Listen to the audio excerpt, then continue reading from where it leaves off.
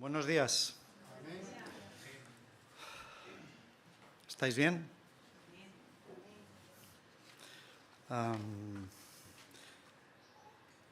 Lo que se suele decir, lo voy a decir, pero de corazón, y es que es un privilegio poder estar aquí, ¿no?, y compartir. Hace más de 10 meses, según los registros del YouTube, yo lo digo tal cual. El otro día me decía Merche, pero a ver, esto que vas a predicar, que no lo hayas dado ya. Y normalmente yo anoto en mis mensajes dónde lo he dado y qué día, ¿no? Pero por si acaso fui al YouTube y ahí estaba, hace 10 meses pone que estuve última vez. Y no os acordáis de qué prediqué. No os acordáis. No me acordaba yo. Prediqué, espera, que la mente, un tema que se titula Zarandeados. Zarandeados. Me gusta poner títulos porque ayuda a retener, ¿no? Zarandeados como trigo. Hoy vamos a seguir en una parte del Evangelio de Juan. Aquello era Lucas. Hay una cosa que todos tenemos en común, y es el tema para esta mañana. Y es que vivimos entre... Había una obra musical que tenía Paco de Lucía que se titulaba Entre dos aguas. Vivimos entre dos aguas, entre dos extremos, entre dos polos, entre dos influencias. Y lo vamos a ir viendo, ¿vale? Lo he titulado Dos realidades, aflicción barra paz. Aflicción o paz, dos realidades. ¿Verdad que todos participamos de eso? Aunque no seas creyente. El hecho de estar aquí en la tierra tiene las dos connotaciones. Ayer estuvimos en una boda y todo era alegría y fiesta y de verdad que era alegría, porque era un milagro ver que estos dos se podían casar, porque la chica ha estado pasando 4 años de lucha contra cáncer. Realidades, aflicción. Pero ayer tocaba paz.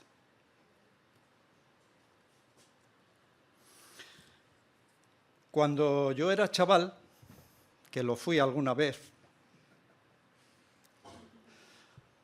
me gustaba ir al cine, entre otras cosas porque era de las pocas distracciones que había en esa época. Y después de un rato de comenzar la película, yo ansiaba conocer el final para ver si iba a ganar el bueno. Normalmente siempre ganaba el bueno. Hoy vamos a empezar el sermón por el final, pero como estas películas que hacen ahora, que te empieza por el final y después te retrotrae, un poco va a ser esa la idea, ¿no? Y os anticipo, sí, ganó el bueno. No es que ganará, es que ganó el bueno. Y eso tiene que ver con la aflicción y con paz. Y el hecho de que ganó el bueno no nos exime de aflicción, pero nos garantiza paz. Depende de nosotros también. Si queremos estar siempre afligidos, tenemos una vecina, Trini, que vive en constante aflicción. Llevamos más de un año estudiando la Biblia con ellos semanalmente y vive en aflicción, cargada con sus cargas de pecado, y yo ya no sé cómo decírselo, en inglés no me va a entender y en castellano no me acaba de entender, pero bueno, aflicción, paz. Gana el bueno. Y vamos al texto. Vamos a estar meditando en un versículo, Juan 16, 33, que deberíamos saber todos de memoria. Dice, estas cosas os he hablado para que en mí tengáis paz. En el mundo tendréis aflicción, pero confiad, yo he vencido al mundo. ¿Se entiende eso? Estas cosas os he hablado para que en mí tengáis paz. En el mundo tendréis aflicción, pero confiad, yo he vencido al mundo.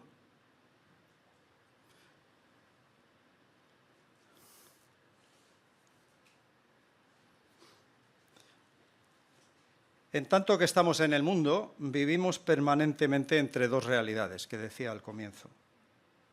A saber, una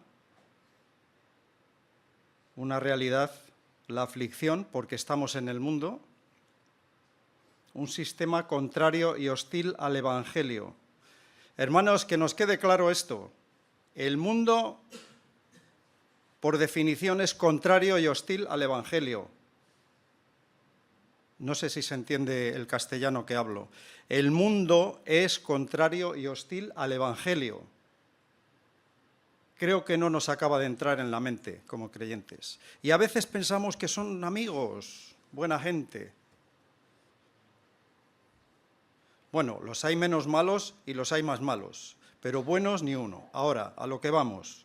Una realidad, el mundo hostil al Evangelio, y ahí vamos a tener aflicción. Más antes que después.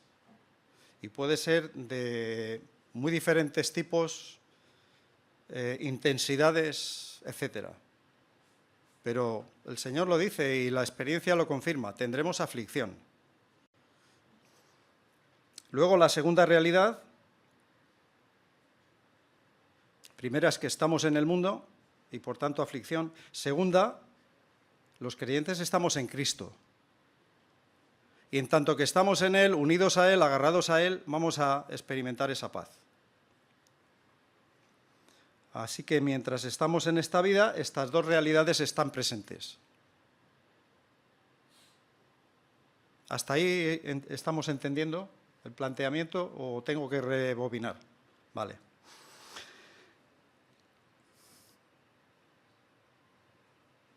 Una aclaración en cuanto a la paz. Porque sabéis que cuando pones la tele o la radio o miras el periódico o las noticias en Internet, se habla mucho de paz. Y no voy a entrar en ese rollo. Pero una aclaración en cuanto a la paz. Una es la paz del mundo humana, que ya la experiencia nos ha enseñado y demostrado que es muy frágil. No ya en términos de luchas y de guerras, como estamos ahora habituados a oír, sino en términos personales. Hay mucha gente que se gasta dinero en el psiquiatra, o en el psicólogo, o en el consejero, o en el gurú de turno, para que le diga cosas bonitas y se vaya a casa en paz. Pero esa paz no dura. Y la otra es la paz del Señor, la paz interior, la paz no solo con Dios por el Evangelio, sino la paz de Dios. Y de esa es de la que habla aquí Jesús. La primera depende de las circunstancias. Si todo va bien, estoy feliz, contento. ¿No? Pero es humano. Si todo va bien, sería absurdo estar triste y decaído. ¿No? Pero esta no dura mucho porque las circunstancias pueden cambiar de la noche a la mañana. O de un minuto para otro.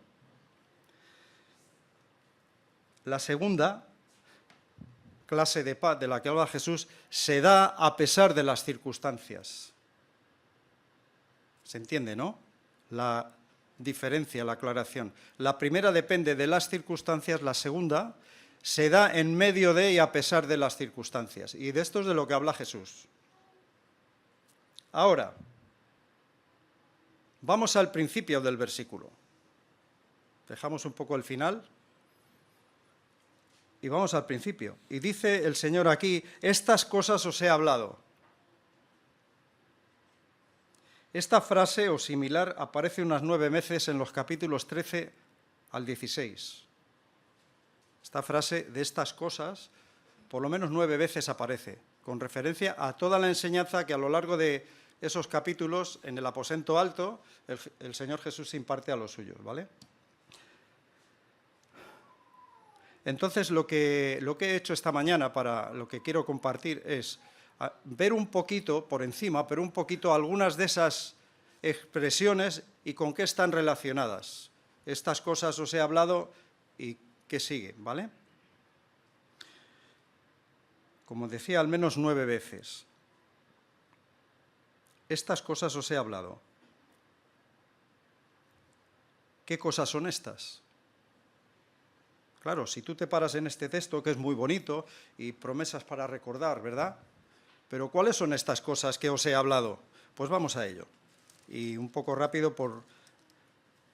¿Cuánto tiempo tengo, Gaby? ¿Media hora? ¿20 minutos? Cuando veo que os vais, me voy yo también. Vale. Bueno, tranquilos.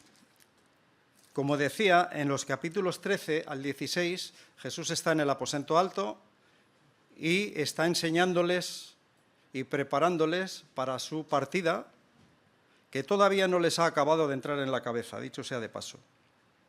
Y en el capítulo 13, 1 al 10, no lo vamos a leer, pero ahí sabéis que Él les lava los pies. Una vez un hermano en una iglesia, al principio, que este hermano llegó, no diré qué iglesia ni de dónde, un buen día por la mañana tenía preparado un lebrillo y una toalla y empezó a querer lavar los pies de los hermanos. No estoy juzgando ni solo digo, lo entendemos literal, hay iglesias que lo practican y hemos de respetarlo. Pero ¿estaba queriendo decir eso, enseñar eso el Señor?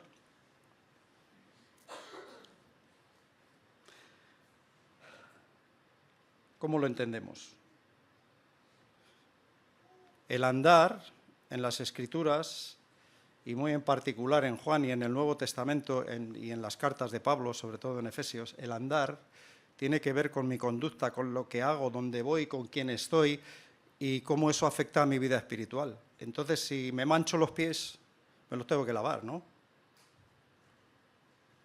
¿Lo pilláis? Entonces, lavarse los pies tiene que ver con aquella acción de ayudar al hermano a ver en qué se ha manchado. Y el hermano a ti, ojo, no vayamos a ir de lavapiés, pero como que yo los tengo siempre limpios. Estas cosas. Y Él coge y les lava los pies. Ya sé que hay una lección de humildad, de humillación. Vale. Eso está en Juan 13, 1 al 10. Un poco más adelante, en los versículos 18 y 19, esto sí lo voy a leer, versículo 17. Si sabéis estas cosas, lo que ha hecho anteriormente, bienaventurados seréis si las hiciereis. De hecho, aquí tenemos la aplicación. ¿Sabéis esto? ¿En qué consiste? Pues si lo practicáis seréis bienaventurados o felices. Y va a la segunda cuestión. No hablo de todos vosotros, yo sé a quiénes he elegido, mas para que se cumpla la Escritura, el que come pan conmigo levantó contra mí su calcañar. Desde ahora os lo digo antes que suceda, para que cuando suceda creáis que yo soy. ¿De qué está hablando aquí Jesús? Del traidor, de Judas, del que le va a negar, del que le va a vender, del que le va a traicionar. Del que habiendo estado más de 3 años con el Señor, aprendiendo a sus pies, entiendo yo que a sus pies, en realidad era quien era. La Biblia le llama el hijo de perdición.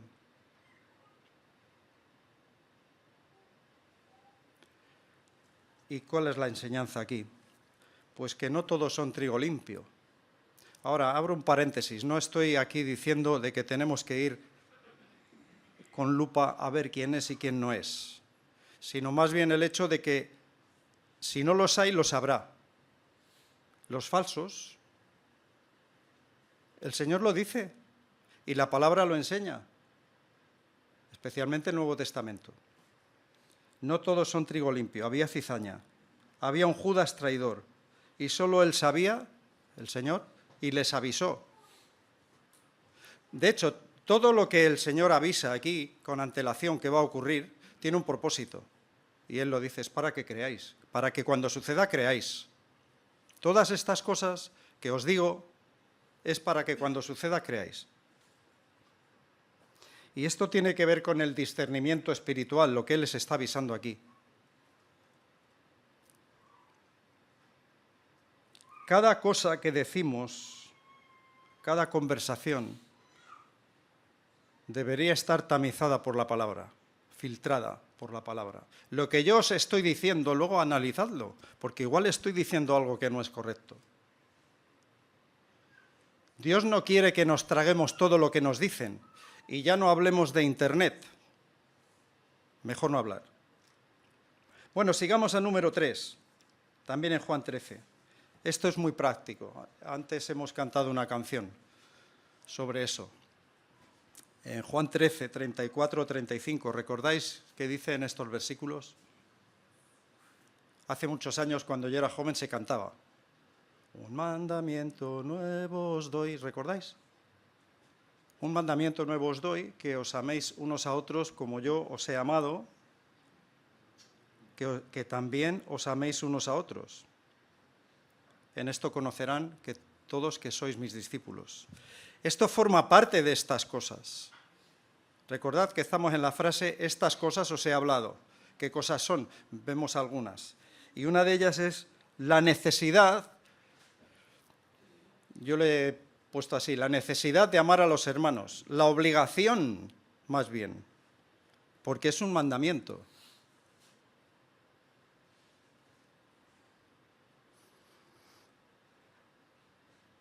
Con verdadero amor. El amor. ¿Cuántas veces habéis oído al cabo del día la palabra amor en uno u otro ámbito? Ves una película y se habla de amor.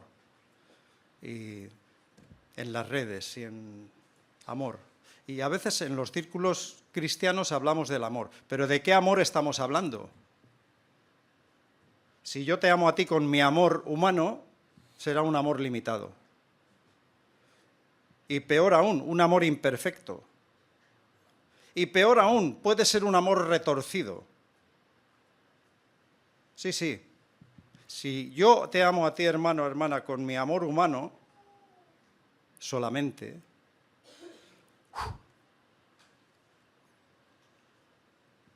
no sé si me hago entender. ¿De qué amor está hablando aquí?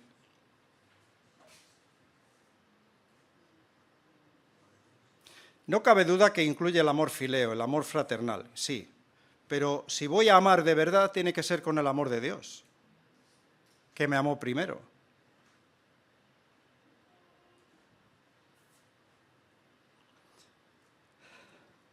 La necesidad o la obligación, ponedlo como queráis, de amar a los hermanos. Por cierto, esta es la mejor manera de testificar al mundo.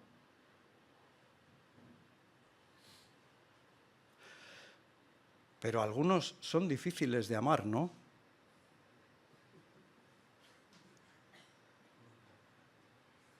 Si a mí me conocierais de verdad, un poco a fondo, diríais, tela con este.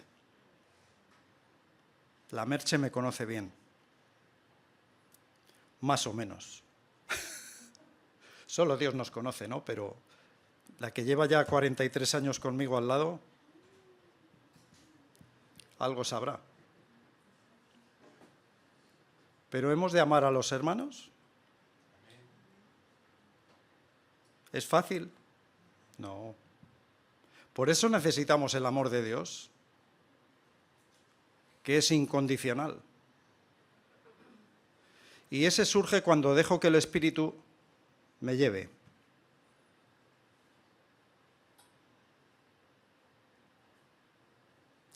Bueno, no lo quiero alargar mucho. Hay muchos bajo el epígrafe estas cosas. Hay muchos aquí en Juan 13 al 16. Por ejemplo, en el capítulo 14, saltamos ya al capítulo 14, versículos 1 al 14, que no vamos a leer, pero porque conocéis, y básicamente lo que está haciendo Jesús ahí es demandar de ellos la misma fe que tienen en Dios el Padre. Dice el 14:1, no se turbe vuestro corazón, creéis en Dios, creed también en mí. Muchas veces este creéis en Dios lo leemos como pregunta. No, es una afirmación. Jesús está diciendo, creéis en Dios, pues creed también en mí. Yo así lo entiendo. Y luego habla de la casa de mi Padre, de las moradas, voy a preparar lugar.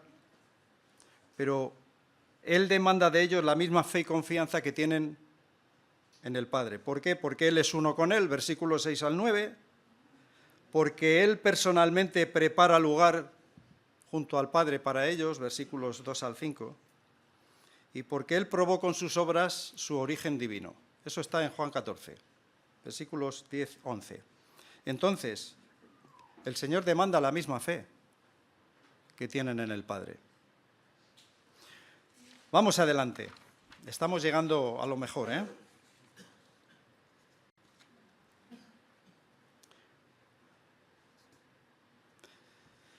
Juan 15, 1 al 10. Sabéis que ahí habla de la vid verdadera. ¿Cuántos habéis visto viñas alguna vez? En vivo, no en la tele ni en imágenes. Y habéis tocado las uvas y todo esto. ¿Lo habéis visto? Vale, porque eso ayuda. Eso ayuda. Jesús estaba usando figuras que todo el mundo conocía. Pero aquí en la gran ciudad, pues si tú vas por la calle es muy raro que veas una viña. ¿No? Dice Jesús en el versículo 1, yo soy la vid verdadera, mi Padre es el labrador. La enseñanza básica central en esta primera parte del capítulo 15 tiene que ver con un verbo, que es el verbo permanecer. En catalán hay uno que es cullat, no sé si lo he dicho bien. Acollar. Cuando llegué a Barcelona a trabajar y me decían, tienes que acollar esto en la pared. ¿Qué? ¿Mande? Luego ya aprendí que era fijarlo fuerte, que no se despegara. Pues este es el verbo, permaneced en mí. Estamos en Cristo por la fe, pero muchas veces queremos actuar por nuestros recursos. Y Él dice, separados de mí nada podéis hacer. Y muchas veces queremos hacer separados de Él, en nuestras fuerzas. Yo eso lo he vivido mucho tiempo, en muchos diferentes momentos, etc. Jesús es muy claro. Yo soy la vid, versículo 5, vosotros los pámpanos, el que permanece en mí y yo en él, este lleva mucho fruto, porque separados de mí nada podéis hacer. En cuanto al fruto, podemos hacer cosas. ¿Y el fruto? Entonces, esta es una de las cosas de las que Jesús habla aquí, la necesidad de permanecer unidos a Él. No hay tiempo para desarrollar esto, pero la idea es unidos en fe. Versículos 4, 5, 6, 7 y 9. La idea de esos versículos es permanecer unido en fe y por la fe. No hay otra manera. ¿Cómo viniste a conocer al Señor y a ser salvo? Por la fe. ¿Y cómo piensas que tú vas a vivir la vida cristiana? Por esfuerzos propios, en tus fuerzas. Pues mira a Pedro, que le negó 3 veces. Y los otros salieron corriendo y no nos dice nada el texto de que había en su mente, pero, ¿vale? Entonces, la necesidad de permanecer unidos a Él en fe. Estas cosas os he hablado. Hay muchas más, os invito a que las repaséis. Ahora, ¿para qué os he hablado estas cosas? Dice, para que en mí tengáis paz. Hay un propósito, porque Él les habló estas cosas y nos las recuerda a nosotros. Para que en mí tengáis paz. Así que el propósito central, no el único, pero el central, y más en aquella hora que les iba a venir, que ellos ni se estaban enterando, de verdad, ¿eh? Pero no nos pasa a nosotros a veces también. En aquella hora difícil, en medio de aquella tormenta, Él les dijo, estas cosas os he hablado para que en mí tengáis paz. Seguro que muchos se mirarían uno a otro y dirían, ¿y a qué viene esto? Si aquí estamos muy bien, acabamos de comer el cordero y de tomar de las copas, ¿a qué viene esto ahora? ¿Me seguís? Están en el aposento alto, han participado de la cena pascual, felices, contentos o no. Pero Jesús les está anunciando, yo voy a la cruz y no les entra. Y entonces en los capítulos 13 a 16 Él les prepara.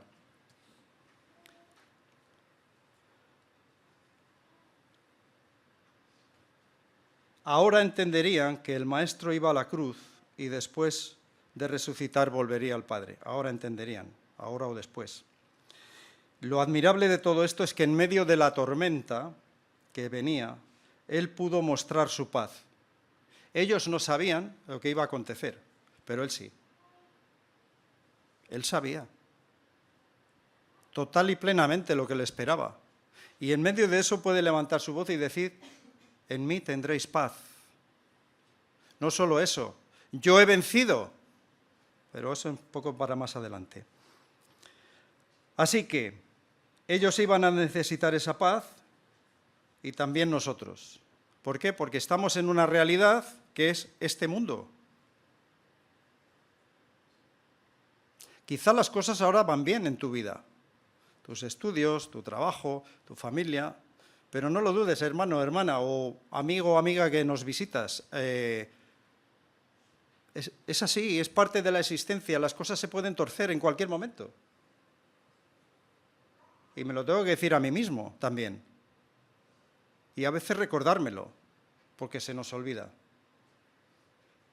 Sin embargo, Jesús en medio de eso les pudo mostrar su paz. No es algo opcional el buscar esa paz y experimentarla. No es algo que podemos desear o no, es necesario. Estas cosas os he hablado para. Hay un propósito de parte del Señor, ¿no? Él deseó y desea que tengamos esa clase de paz.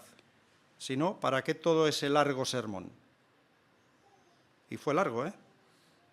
13, 14, 15, 16, 4 capítulos de sermón y práctico, ¿no? Entonces había un propósito por hablar estas cosas. ¿Cuál es? Que en mí tengáis paz.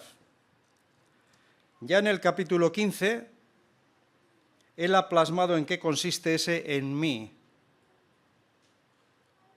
Somos pámpanos que estamos fuertemente agarrados a la vid o estamos en mí. Aquí no se trata de caminos mágicos o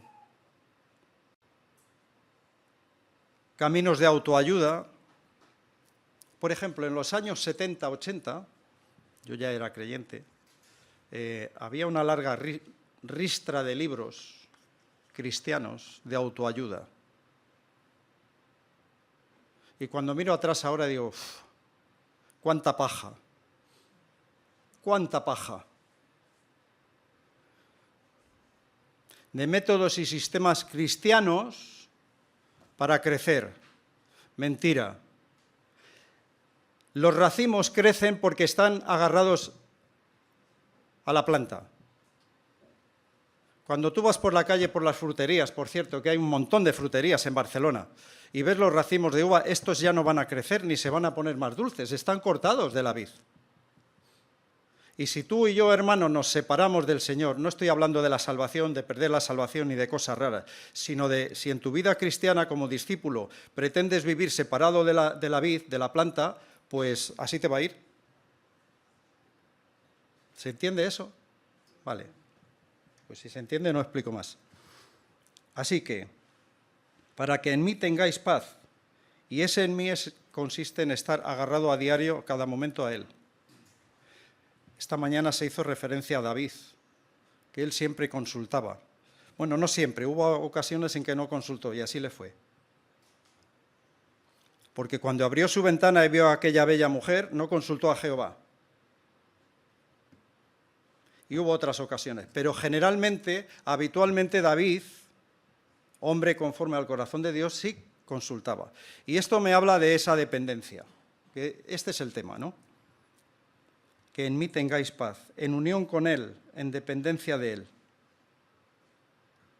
¿Y por qué es necesario? Segunda realidad. En el mundo tendréis aflicción. Ah, no, pero hermanito, a mí me va muy bien. ¿Lo habéis oído alguna vez? ¿O aquí no? Y si no lo han dicho, lo han pensado, o lo hemos pensado. ¿Qué tal, hermano? ¿Cómo te va? Ah, todo bien. Yo ahora cuando me preguntan, ¿todo bien? Digo, bueno, més o menys. Y si quieres saber más, que pregunte. Hermanos, todo no va bien todo el tiempo. En el mundo tendremos aflicción. Y diréis, vaya un mensaje más triste, no nos vas a animar, Jaime. No, quiero recordar lo que ya es evidente para la mayoría, que estamos en un mundo adverso. Seas o no creyente, pero si eres creyente, peor. Porque, como dije al principio, el mundo es enemigo contrario al Evangelio. En el mundo tendréis aflicción.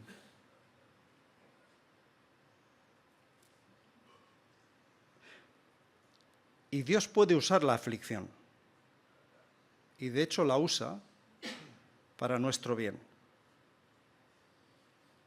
Si le dejamos.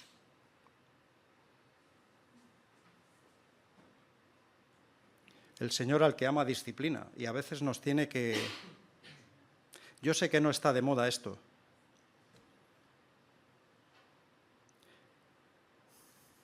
Otro día a lo mejor hablamos. Pero la palabra dice en Hebreos que el Señor al que ama disciplina, y allí habla de azotes. Y pueden ser de diferente tamaño y forma y color. Pero el Señor lo usa para pulirnos o para regresarnos al camino si nos hemos salido. Pero finalmente en el mundo tendremos aflicción. A veces Dios la permite y la usa para nuestro bien. Otras veces es consecuencia de nuestras malas decisiones. Pero tendremos aflicción. Tampoco en esto hay alternativas. No es que un día te levantas y dices, hoy voy a escoger que todo va a ser paz y gloria y bendición. Bueno, te puedes presentar delante del Señor para que así sea y hacer tu parte. Pero hermano, hermana, y no quiero insistir, un día antes o después vendrá la aflicción. Porque estamos en este mundo.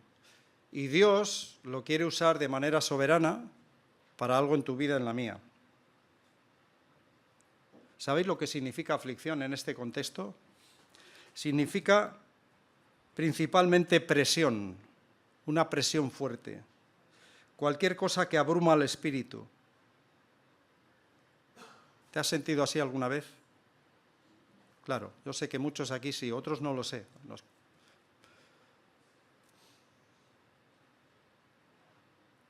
Aflicción.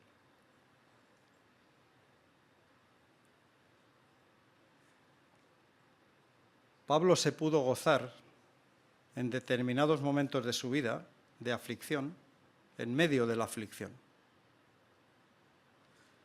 Bueno, vamos a la última frase.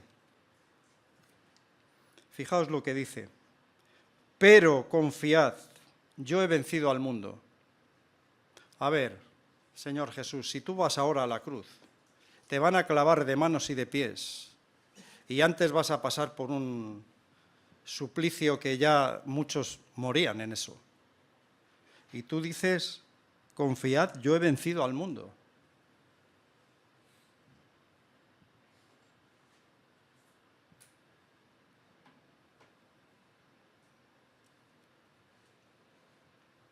¿De verdad lo creemos? Pues ¿sabes qué? Que fue por ir a la cruz que Él venció. Y fue en la cruz que Él venció. Por eso puede decir, confiad en mí, claro. Yo he vencido al mundo. Cristo en aquella hora, a unas horas de ir a la cruz, hizo esta solemne declaración, he vencido al mundo.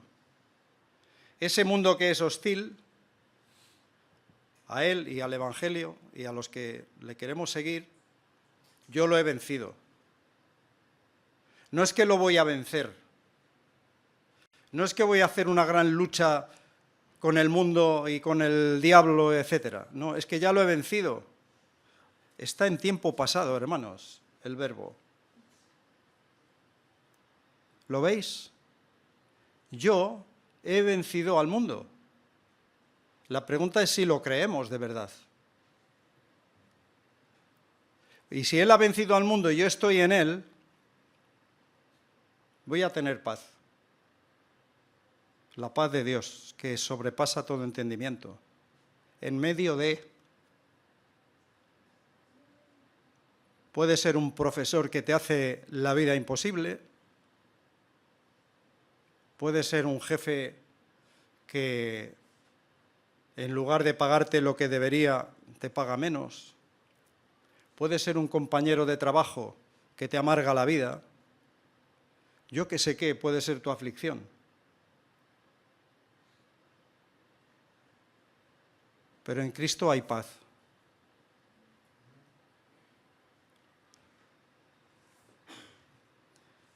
Cristo en aquella hora, a horas de ir a la cruz, hizo esta solemne declaración: he vencido al mundo.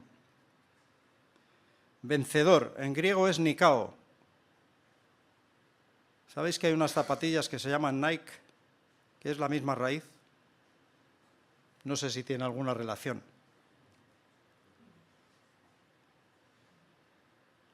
Pero quedémonos con el significado. Es un término legal aplicado al veredicto del juez, el cual es inevitable. En Romanos 3:4, fijaos que dice en Romanos 3:4, estamos terminando ya, así que tranquilos, los que estáis casi a punto de dormiros, por favor, aguantad un poco más. Romanos 3:4.